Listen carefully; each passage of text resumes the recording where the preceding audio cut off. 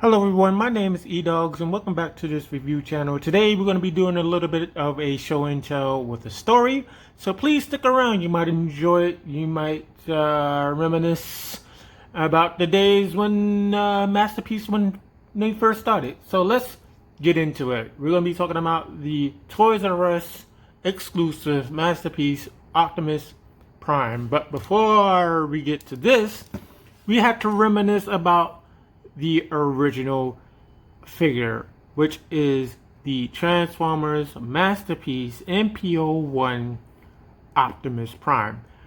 When that first came out, I think they only had about maybe 8 characters for sale. I'm not going to get into details on what those characters are.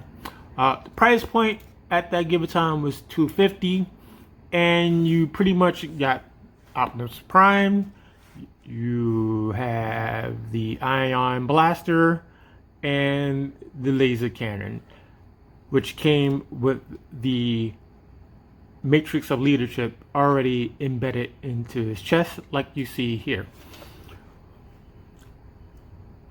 Enjoyed the figure when I first got it, really did. I had a lot of fun with it, and then after a while, the fan community, the Transformers fan community, they was up in uproar, if you will, about the scaling. The scaling was the #1 problem, and he was a little bit taller than the Seeker. I'm going to bring Starscream in just for the sake of the story, and he was a little bit taller than his head, a little bit taller. And everybody was like, he needs to be the same height as Starscream, or vice versa. You can have that fight amongst yourself. And it became a problem, you know, that they had to fix, you know, over due time, that kind of stuff. But then, like I said, scaling.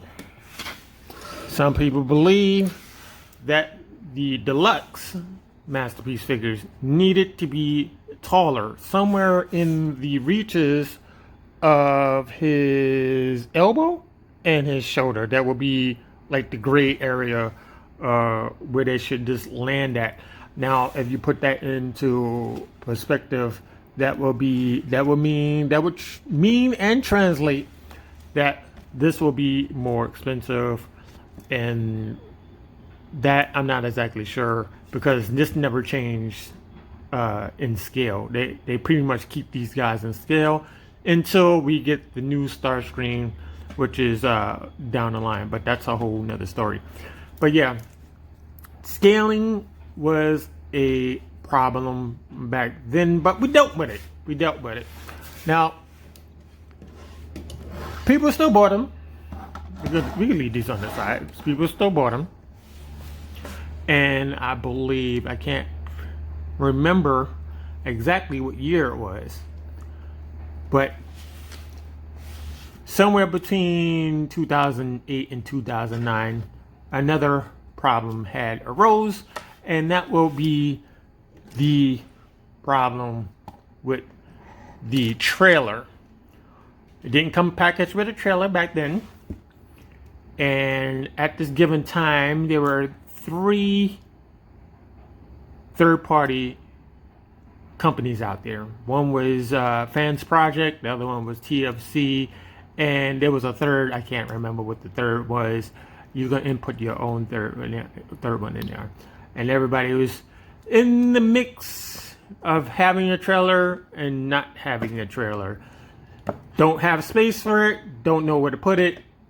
Just get the figure by itself. Where everybody else is like, I'm a completionist, and I need the trailer to complete the whole thing. So the first one out the gate was Fans Project.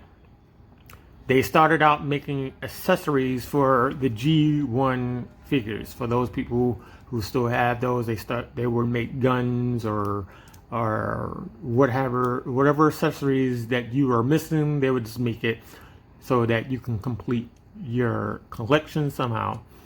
And they rose up the ranks and they started making the trailer.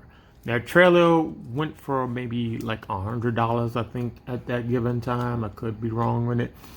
And it didn't have the Autobot symbol. It did have the stripes on it.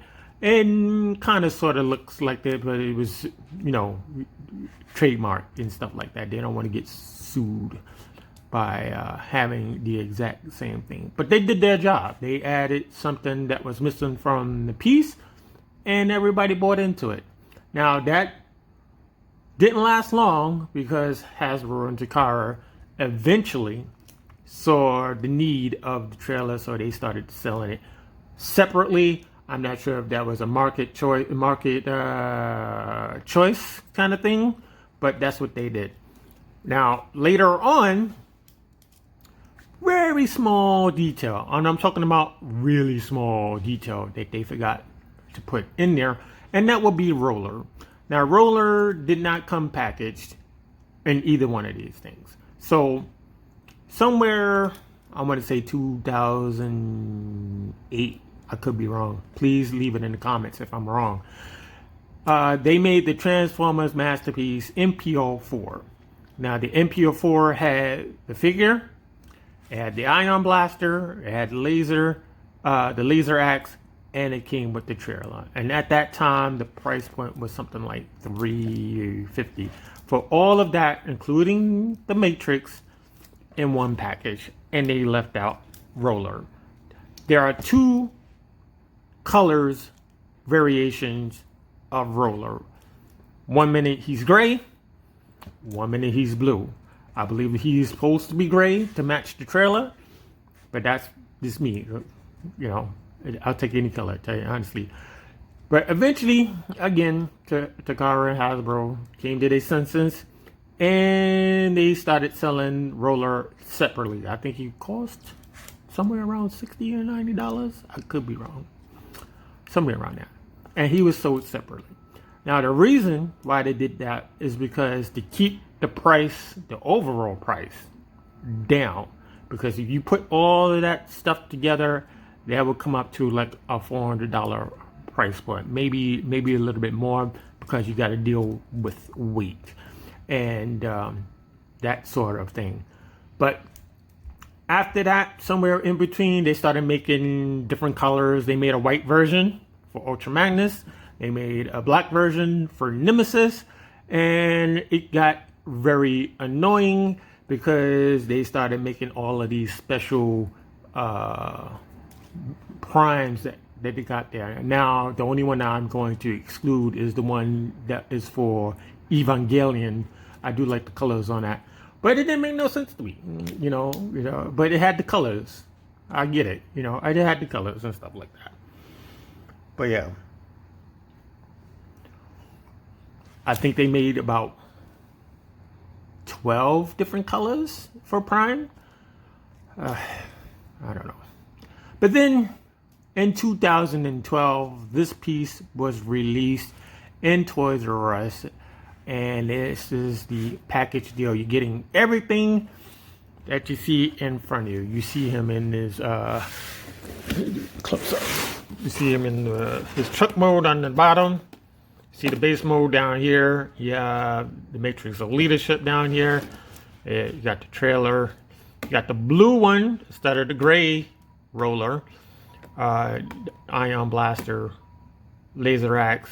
You got the human, which we really don't need, honestly. And you got the figure. You have the Toys R Us exclusive logo on this side. You have the Hasbro logo on that side. You have Optimus Prime on this side. And it says, trailer converts to battle station. Autobots rollout included. Matrix of Leadership fits in chest. Snap-on Energon axe. And then on the other side, my stage is falling on me. If you want, you can pause. You can pause if you care to read all of that. But again, it just says the same thing on this side. Ion Cannon storage. Sam Witwicky minifigure. You have Witwicky in the driver's seat. You have him being repaired in his repair station, and him holding his Matrix of Leadership, and then on this side you have the laser axe on that side. And then we have the stats. He's pretty much damn good. He has 10 for strength, 10 for intelligence, 8 for speed. Yeah. Endurance is 10, which is great. Ranks is 10, courage is 10, fire blast is 8, and then we have skill is 10. So yeah. Now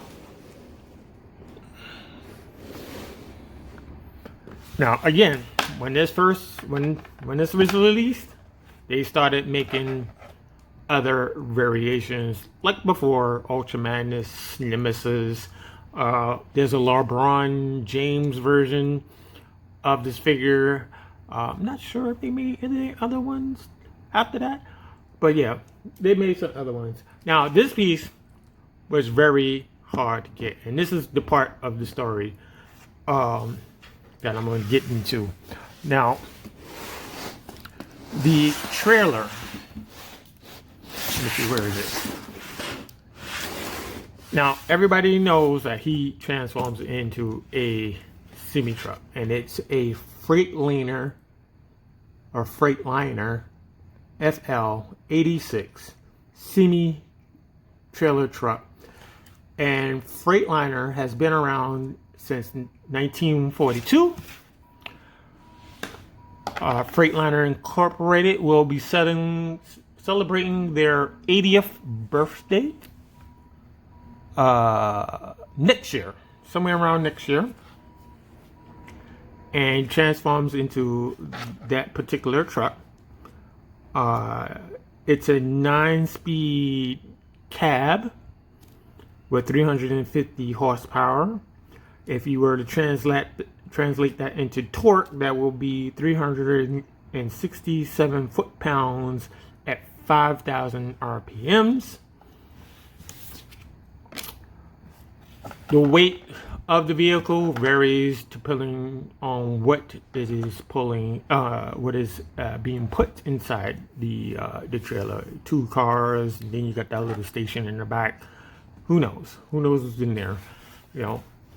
In the show, the trailer would disappear. There is a third-party version of the trailer where it flips inside out, and they have this mirror light reflection to depict invisibility, if you will, with the mirrors. But yeah, top speed is about 110 miles an hour, and that was all I could find on this thing. Now, back to what I was saying, when this was released in 2010, it was very hard to get. Now, these are one of the hardest figures to get, and he's not too far behind Soundwave. When this was released, I went to Toys R Us, and they didn't have it on the floor like they typically do, or have the little straps on the boxes or anything, or not even in this right section. They would have it behind the counter, and I was like, okay, no problem. One day I'll get it. I'll get it. That did not turn out too well. It was sold out, and this is because it was released somewhere around October, maybe November, somewhere around there, very close to either Thanksgiving or Christmas. I know it's one of those two. It was sold out, and my venture took me everywhere. Now, I live in the city. There's 5 boroughs in New York City. I went to every borough that I could find either a Toys R Us or a Baby R Us, and they were sold out. In fact, I got to the point where I went to the flagship store, and they eventually gave me a phone tree list. If you don't know what a phone tree list is, it does 2 things. I'm not going to get into the whole thing, but it's just the list of numbers of all of their Toys R Us locations located in 100 miles, 50 to 100 miles or something like that. And they just provided me with the list, and I was like going through it one by one. And sometimes it works. Sometimes it doesn't. Sometimes they'll tell you, "Oh, we got it in stock," and then you go there and there's nothing there. You know, it's absolutely nothing there. So that's about 5 locations in, maybe 6. Eventually, I hit a number in New Jersey. It was my only lead to getting this piece. And for me, not having a vehicle of my own, I had to use mass transit and all that stuff. So I had to use New Jersey Transit and a cab. And this Toys R Us was located in Newark, New Jersey, very close to the airport. And luckily, they had a bus that would take me back to New York City. And got there to the store, rolled in, told the young lady at the counter I was looking for this thing, and she told me it was in the section. It wasn't in the section. Looked everywhere. I even looked on the overstock, which they normally call, and it was not there. Returned back to the counter, told the lady I couldn't find anything. She said, "Oh, we had some, but let me just give it a call." So she did. Person came up with a box. There were like 2 in the box. I think only 2 fits in the box, honestly. She gave me one and my eyes lit up. I was very happy to get it because I traveled so far to get it. You know, it traveled so far. And yeah, so purchased it. I think this was like $220 at the given time. Now, not to put any shade on Soundwave, but Soundwave became the hardest Masterpiece figure ever. It was sold out 3 times. Maybe 4 times. I might be lying a little bit. Maybe 4 times. It was sold out 4 times. This one never even, you know, they're very close. This is very close right here. And I could not find him after his release as well. And that is because everything was on eBay. And they went about 4 rounds. They went through 4 rounds before I actually eventually picked one up off of eBay. I should have bought it from Toys R Us, trust me. But yeah, these 2, well, actually he means more to me than Soundwave, but Soundwave is much harder to find. Plus, both of these are the place, not the place set, but they're the what is it? The base set. I want to say base set, but it has everything that you need in the box. Now, yeah, very. Now, if you're into the news, somebody who actually owns the real truck, it has it up for sale somewhere, and he rented it out to the people who made the Bumblebee movie. If you haven't seen the Bumblebee movie, towards the end, they used his truck for that one scene where Bumblebee and Optimus are driving on a bridge. I believe that is the San Francisco Golden Gate Bridge, I believe. I think that's what it is. And they're just driving along to the next location, which is supposed to link up with the other movies. We don't know yet. But, yeah. Now, the reason why I'm throwing out the prices for this thing is the word is that the prices are going up and the figures are getting smaller. Now, I can't 100% confirm that. I'm not in the know. I don't even work at Hasbro. Would love to. But, yeah. And this pertains to the combiners, right? The first project that we're getting is the Raiden project, or I don't know how you pronounce his name, but I call him Raiden. And Raiden is a train who they separately transform into individual 5 parts, and they combine into one combiner. He's not really popular in the U.S. He's more popular in in Europe and in Asia mostly.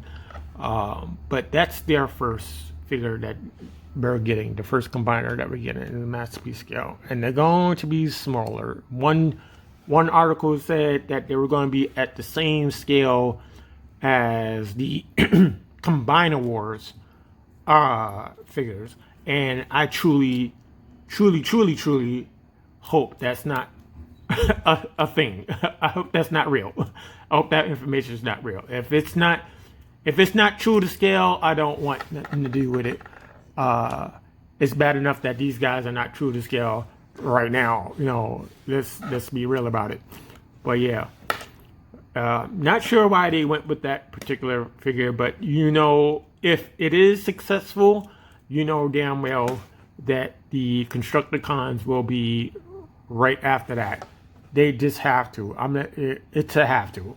But for right now, I think Toy World is the only one that you can use as a substitute until they make an official one, and that will be coming up in another video, which is the Toy World Constructicons. But yeah, there's a lot of things happening. We're getting the new Seeker Jets. I believe we do have all 3 Seeker Jets. We're still waiting on Soundwave to be available. I think the first 2 are ready to go. No, the first one is ready to go. Starscream is ready to go. And yeah, and we have Skids and a bunch of other stuff. Now, side story. This is a whole side story here. Pre-ordered the latest wave of Kingdom figures that we have Galvatron and all those other guys from Beast Wars and stuff like that. Pre-ordered half of them from Target, and the other half was coming from BBTS. So we're going to be having that on this show as soon as they are released, so I don't have to go hunting for them anywhere for a long while. So stay tuned for that. So yeah, if you enjoyed this little show and tell, please give it a like, subscribe to the channel. If you have any questions for me, leave them in the comment section. I will answer you back. If you want to, if you have Instagram, I am on Instagram, and you can add me below. I will put the information down below because I have to change my my location, not my location, but my name on there. I don't want my real name on there, but so once I figure out a name for it, you can send me an invite or a request, and I will add you to it, because I am a part of the Toy Hunter thing that's been going around lately. I've been doing it since March of last year. I enjoy it. It's good. Get around, do whatever you need to do, see what's out there. We're going to be doing a new convention that is coming up very soon. I believe it's on the 22nd, if I'm not mistaken. It's on a Sunday. So stay tuned for that. Yeah, a lot of things are happening. I'll keep you update on New Jersey Comic-Con as soon as they open up their doors for people. We have the New Jersey Toy Con that's coming up. We have there's a model version. There's a model, like a car model show, I believe, that's coming up really soon. We're going to be going to that. So yeah, so stay tuned. I'm going to be taking you, ladies and gents, on an adventure, hopefully for the summer. Now I only can do this on Sundays and Mondays, and in the morning. So yeah, thanks for watching again. Hope you enjoyed this show and tell, and I'll see you in the next video.